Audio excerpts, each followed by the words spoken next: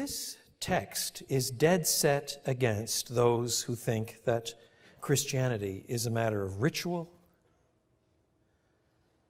or religious practice or mysticism. The Bible keeps saying these kinds of things. The same writer, John, who's recording all of this, he also writes a letter farther on in the New Testament toward the end. It's a little one that we call 1 John. There are three, 1 John, 2 John, 3 John. In the first of his three recorded letters, he keeps saying things like this. Unless you obey Jesus' word, you really have no part in him. You're not a Christian. Unless you love the brothers and sisters, you just aren't a Christian. Unless you believe the truth about who Jesus is, you just aren't a Christian. Because, he says, when this new birth comes, it does transform you. It's not merely a public stance, it's a power. In the 18th century, there was a very famous preacher, probably the most famous preacher in the Western world at the time, called George Whitefield.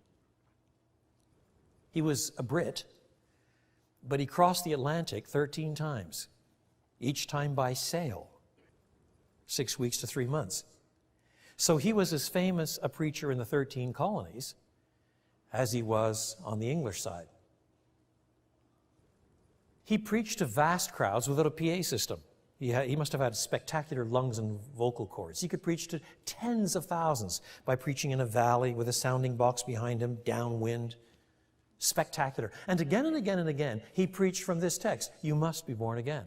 You must be born again. Until finally somebody got really ticked with him and cornered him one day and said, Mr. Whitefield, why is it that you keep preaching again and again and again?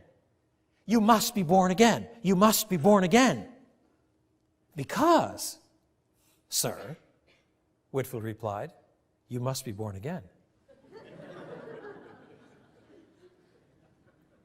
Because unless you are born again, you will not enter into this saving, transforming kingdom of God, this dawning kingdom of David's son. Here is the culmination of the Old Testament story, all coming to a focus in Jesus. And you don't participate in it because you haven't been born again.